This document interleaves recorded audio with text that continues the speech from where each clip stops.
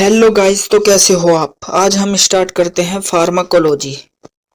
कल हमने फार्माकोलॉजी का सिलेबस डिस्कस किया था, जो कि आप देख रहे हो सामने जर्नल फार्माकोलॉजी है। आज हम पढ़ेंगे introduction and scope of pharmacology.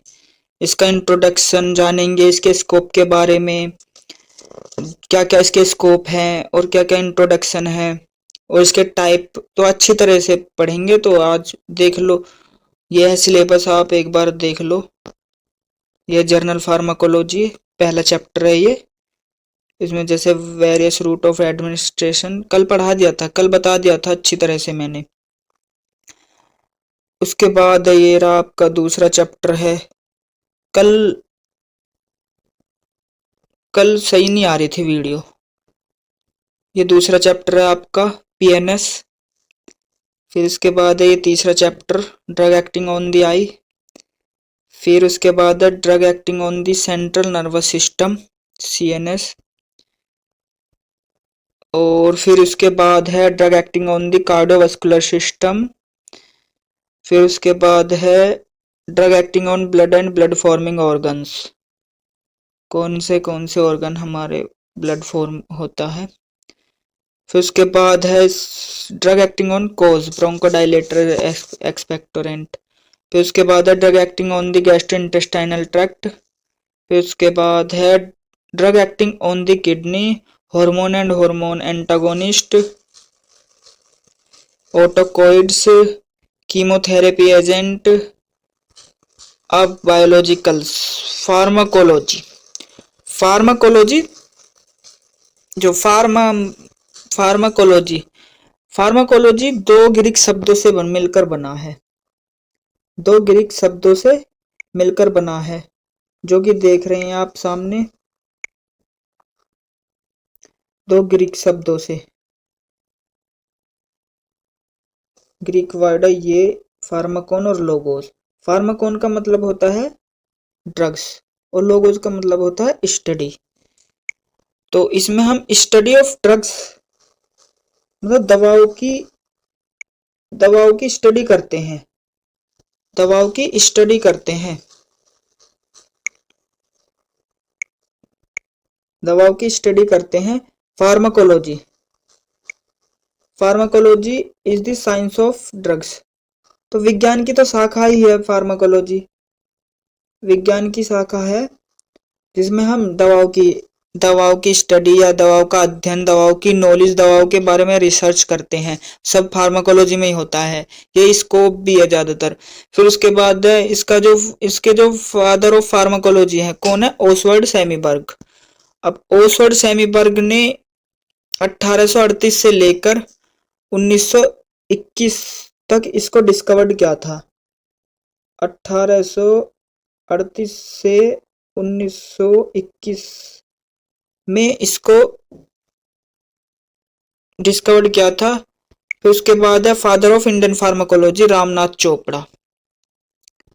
Ramnath Chopra, RN Chopra भी कहते हैं। फर्स्ट ईयर में पढ़ा होगा आपने कोगनोसी के बारे में। कोगनोसी फार्माकोलॉजी ये सब वही है।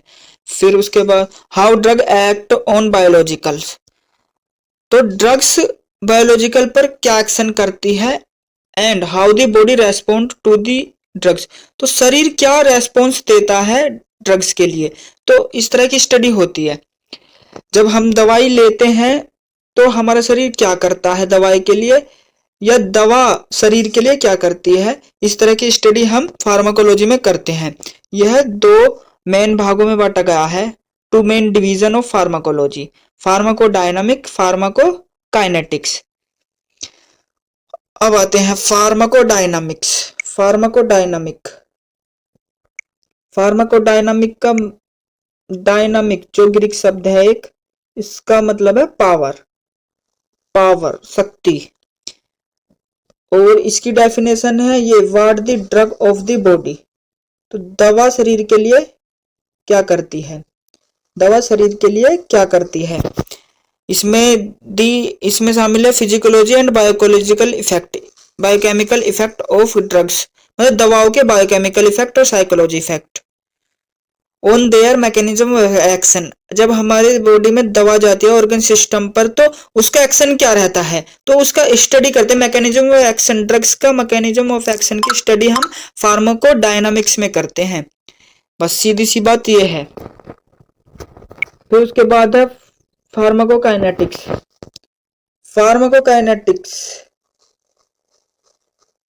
ये भी ग्रीक शब्द है, काइनेसिस से मिलकर बना है, जिसका मतलब है मूवमेंट। जब हम ड्रग्स लेते हैं तो हमारी बॉडी मूवमेंट करके कैसे उसको एब्जॉर्प्शन करती है, फिर उसके बाद डिस्ट्रीब्यूट करती है, फिर उसके बाद मेटाबॉलिज्म होता है, फिर उसके बाद एक्सक्रेशन होता है। एक्सक्रेशन कैसे कैसे होता है या डिस्ट्रीब्यूट कैसे कैसे होता है, ये सब। फिर उसके बाद इसकी डेफिनेशन है what the body does to the drug. शरीर दवा के लिए क्या करता है भाई, जब दवा शरीर के लिए क्या करते हैं, हम फार्माकोडायनामिक्स में पढ़ रहे हैं, तो दवा भी तो शरीर भी तो दवा के लिए कुछ करेगा, जैसे कि एब्जॉर्प्शन करेगा दवा का, फिर उसके बाद डिस्ट्रीब्यूट करेगा, फिर उसके बाद उसको मेटाबॉलिज्म करेगा, फिर उसके बाद उसका एक्सक्रेशन करेगा।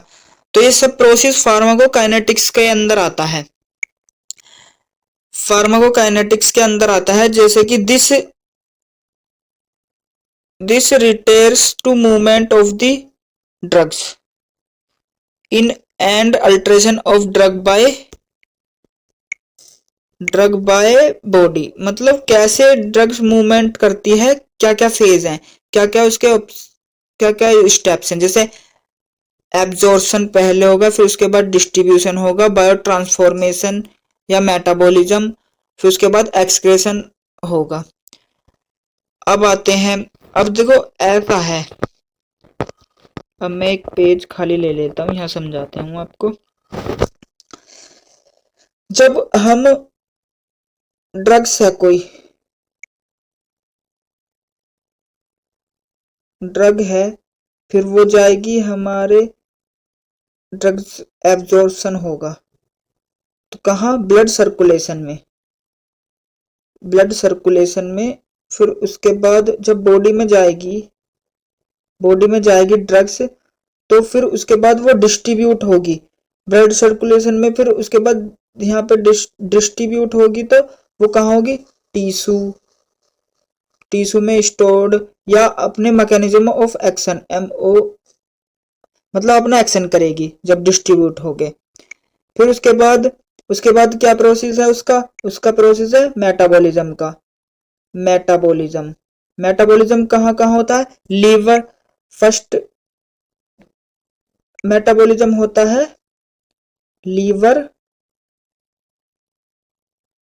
और किडनी, फर्स्ट प्राइमरी पार्ट यही है।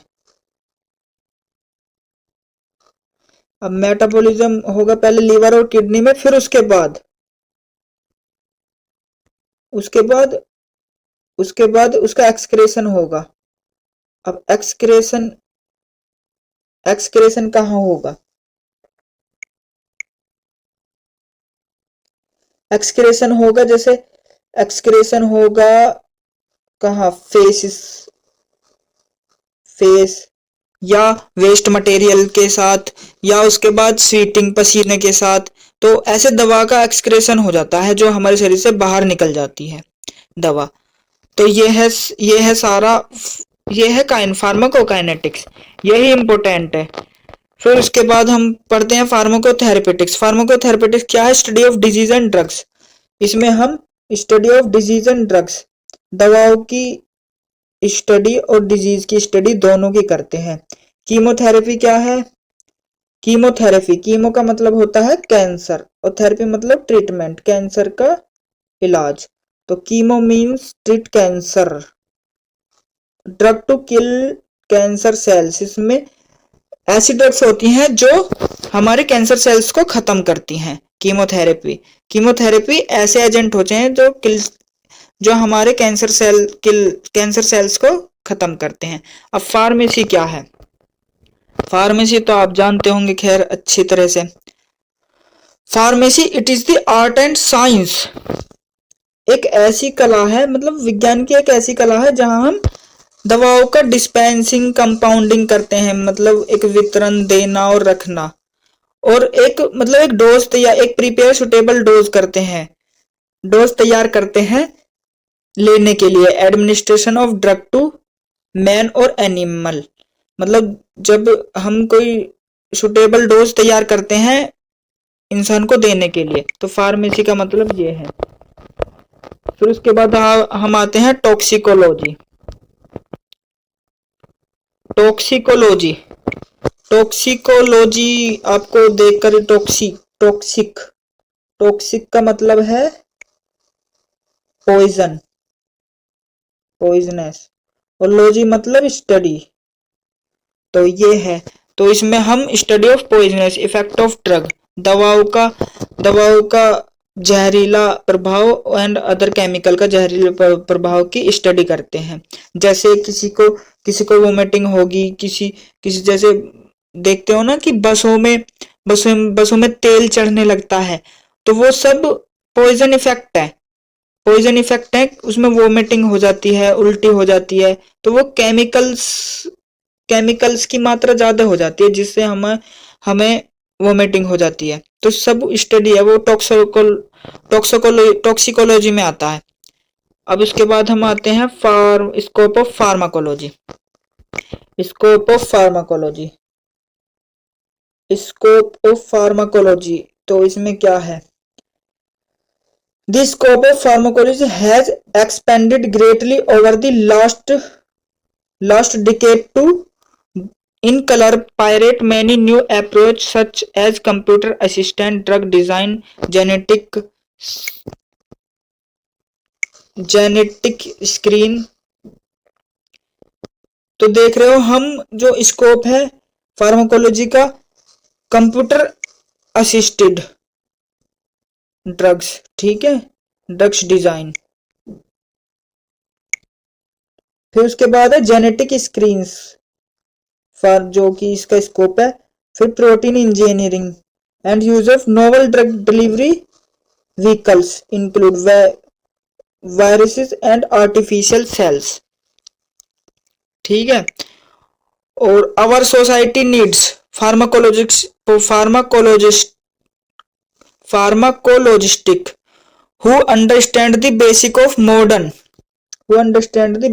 modern therapeutics for career within academic pharmaceuticals and government laboratories to study and develop tomorrow drugs।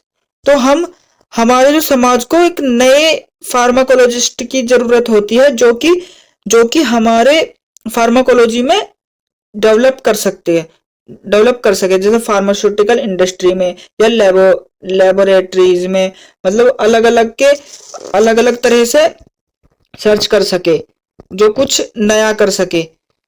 तो इसमें स्कोप, ये सभी स्कोप है आपका। Pharmacology degree offer prospects for research career in academia, industry and hospital. मतलब pharmacology में एक अपने आप में एक डिग्री है, जिसमें हम रिसर्च रिसर्च करियर में काम कर सकते हैं, जैसे एकेडमी में कर सकते हैं, इंडस्ट्री एंड हॉस्पिटल्स में कर सकते हैं। फिर उसके बाद है you can work in the product management side of the industry और in area such as marketing and medical information, acting as the link between the pharmaceutical companies and doctor and patient. तो ये सब क्या है? Product management side of the industry, मतलब the industry में product management के तौर पर काम कर सकते हैं, या in area such as marketing, अपने एरिया में मार्केटिंग के तौर पे काम कर सकते हो, या medical information acting, medical information के पर काम कर सकते हो। ये सब स्कोप है। जैसे फार्मास्यूटिकल कंपनीज होगी एंड डॉक्टर एंड पेशेंट हो गए, उनको इंफॉर्मेशन देनी, इनको उनसे मिलना, तो ये सब स्कोप है आपका।